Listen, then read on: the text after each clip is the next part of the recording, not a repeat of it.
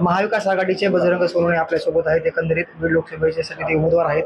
पप्पा कसा एकंदरीत प्रतिसाद आहे, दौरा करताय, आता 13 मेला मतदान आहे, कसं बघताय, कसा दौरा आहे एकंदरीत? बीड जिल्ह्यातली निवडणूक ही आता अंतिम टप्प्यात आहे। तिसऱ्या टप्प्यात आली, 2 टप्पे संपलेले आहेत। फॉर्म भरणे, नॉमिनेशन पत्र किंवा उमेदवारी डिक्लेअर होणे, त्याच्यानंतरचा दुसरा टप्पा तुमची छाननी आणि रेड रॉक। आता हे कंप्लीट होऊन आता शेवटचा टप्पा वोटिंग आहे। वोटिंगच्या टप्प्यापर्यंत ही निवडणूक आली। आता आजपासून 10 ते 11 दिवस वोटिंगला राहिले। बीड जिल्ह्यातल्या जनतेनं ही निवडणूक स्वतः हातात घेतलेली आहे। त्या पद्धतीने ते जनता त्यांचा मूड बनून आहे की यावेळेस बजरंग सोनवणेला खासदार करायचं। आरोप प्रत्यारोप केले जातात नाही, मी कुठलाही आरोप कुणावरही करत नाही आणि मी करणारही नाहीये। मला जर माझ्यावर कोणी आरोप केला तर त्याचं उत्तर देणं मला क्रम प्राप्त आहे, म्हणून मी तेवढंच काम करतो। मी आरोप करणार नाही। मी विकासाच्या मुद्द्यावर, तुम्ही केलेल्या कामावर एवढाच विषय बोलणार आहे। मी कुठलाही आरोप करणार नाही। काल पंकजा मुंडेंनी स्पष्ट केले की मी गरीब जातीमध्ये जन्म घेतला, हे माझं दुर्दैव आहे। त्याच्यानंतर तुमची देखील गोष्ट आहे की मी शेतकरी पुत्र आहे, मी गरीब घराण्यातले आहे, सोन्याचा चमचा घेऊन मी जन्माला आलो नाही, माझं दुर्दैव आहे। तुम्ही देखील पोस्ट तुमची फेसबुकवर भेटते, त्यांची देखील भेटते, कसं वाटतं?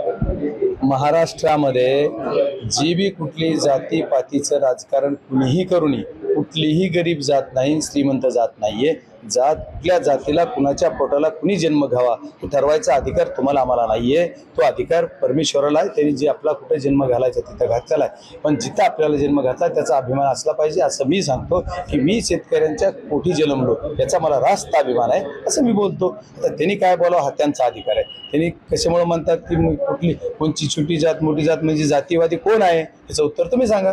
गेल्या निवडणुकीमध्ये मंत्री धनंजय मुंडे तुमच्यासोबत होते, आमदार देखील होते, यावेळेस कसं असणारं आव्हान वाटतंय का निवडणुकीमध्ये? निवडणुकीत आव्हान 1% नाहीये। माझ्यासोबत कोण आहे कोण नाही ह्याचा विचार जनतेने ठरवून दिलेलं आहे की जनता माझ्यासोबत आहे। माझ्यासोबत जे नेते आहेत ते आहेतच। आता ते माझ्यासोबत नाहीत का आहेत का नाही त्यांनाच माहिती, काय सांगता येते शेवटच्या दिवशी नाही आता मला मदत केली त्यांनी। मंत्री धनंजय मुंडे काल असं म्हणाले की निवडणूक झाल्यानंतर येथील सरपंच आणि त्यांना माझ्याकडेच काम करायला यावं लागणार आहे, याकडे कसं बघताय तुम्ही? नाही, आदरणीय पालकमंत्री महोदयांनी असं बोलायला नको होतं, कारण कुठलाही गावचा सरपंच हा त्या गावचा मुख्यमंत्र्याचा दर्जा असणारा तो सरपंच आहे। सरपंच महोदयांना पंचायत राज व्यवस्थेने दिलेला तो अधिकार आहे। पंचायत राज व्यवस्थेत सरपंचाला खूप मोठा अधिकार आहे। निधी मागायला कोणाच्या दारात जायची गरज नाहीये, त्यांना डायरेक्ट निधी शासनाचा येतो। अडवायचं कोणी काम करत असेल ही दम झाला, आणि ही जर कोणी एखाद्याने असं केलं तर ते चुकीचं वाटतंय। आदरणीय पालकमंत्री महोदय असं का बोलले मला सांगता नाही।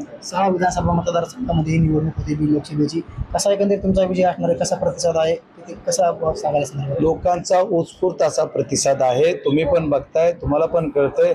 मला 6ही विधानसभा मतदारसंघातून मताधिक्य मिळणार आहे। एकंदरीत येणाऱ्या निवडणुकीमध्ये तुम्ही आता जनतेसमोर कोणते मुद्दे समोर घेऊन जातात, काय विजय असणार आहे, निवडून आल्यावर कोणतं काम करणार? बीड जिल्ह्यातल्या माझ्या जनतेचं दरडोई उत्पन्न वाढणं हे माझं काम आहे।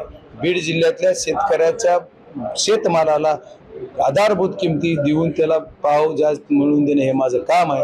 खासदार झाल्यानंतर ते मी करणार आहे। तुम्ही शेतकरी पुत्र म्हणताय, मात्र तुमच्याकडे कोट्यावधीची प्रॉपर्टी आहे असा देखील धनंजय मुंडेने आरोप केलाय। जर शेतकरी पुत्र असेल तर ती प्रॉपर्टी आली करून येते का, असं देखील धनंजय मुंडे काल आठवड्याच्या भाषणामध्ये म्हणाले। आता आदरणीय साहेब काय बोलले पालकमंत्री महोदय, त्याच्यावर मला भाष्य करणं चुकीचं वाटतंय।